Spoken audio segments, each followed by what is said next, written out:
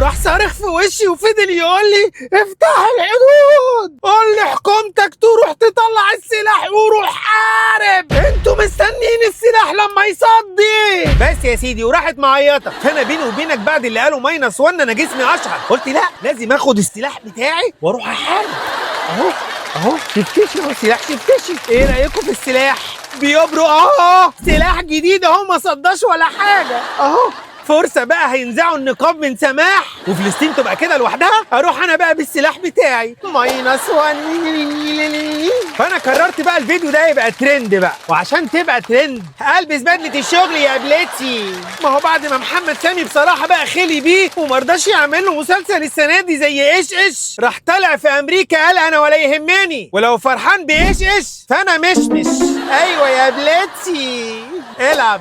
بس ماينس 1 ابن اللذينه طلع ناصح جدا، حوش كل مصروفه من الجنيهات الفضيه، وبدل ما يصرفها على كلام فارغ شيبسي وكاراتيه واندومي راح عامل سلاح التلميذ مقدمه ابن خلدون. وده بقى ان شاء الله ايه ده الجزء الثاني من مدفع رمضان. عليك مدافع انت يا رمضان، بس غطي المدافع كويس علشان ما تصديش كده اهو، لان المدافع بتاعتك كلها كانت باينه. لا ومصممه الازياء اللي صممت ال اسمه ايه؟ اللهم اشرح لي صدري. المهم بقى ان المصممه انها عامله عظمه، عامله حاجه واو، تصميم فرعوني. طب ايه رايك يا ست المصممه ما ندهن الاهرامات بالمره، نعملها لون بينك، ونعمل بيرسنج لابو الهول ونركب له حلق في ودانه. لبس ايه فرعوني اللي عملتيه ده؟ لبس الملكه تيت زوجة الملك مدحت وبنت خالة الملكة لواحظ.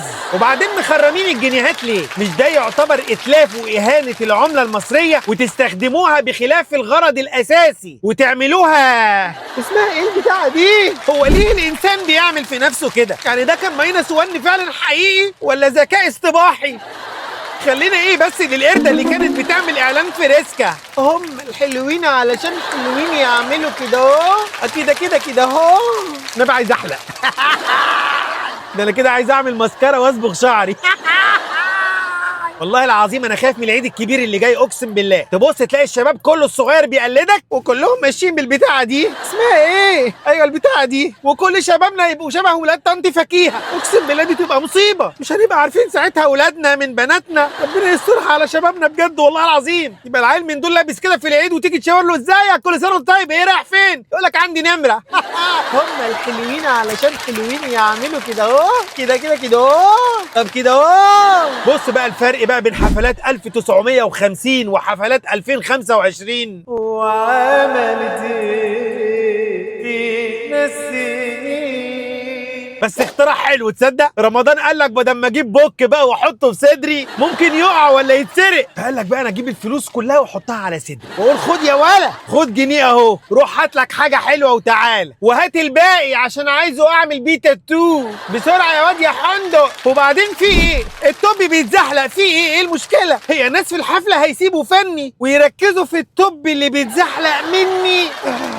يا حنتي التوب وقع. التوب على دي موضة وده تصميم. المصيبة بعد ده كله وبعد ما طلع بالمنظر الحنتي ده قال طلع ماسك لي علم مصر. لا يا حنتي ما نعرفكش باللبس ده، ما نعرفكش. علم مصر ده اللي بيشيلوه الرجاله، عارفهم اللي قلت عليهم ان السلاح هيصدي، مع ان انا خايف الجنيهات بتاعتك هي اللي تصدي. لكن علم مصر مع اللبس ده ما ينفعش. اللبس ده يا حنتي عايز سجات، عايز نقطه، مش عايز جندي مقاتل، ده عايز شاويش مسرح.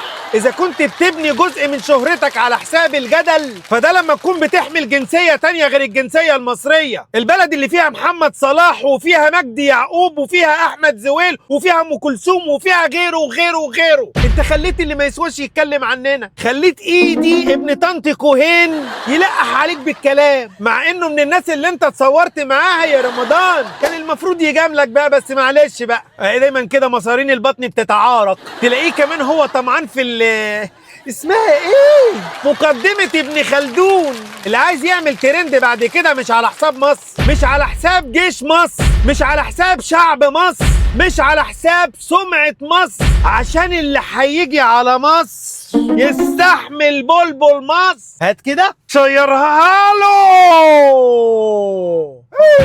جت في صدره.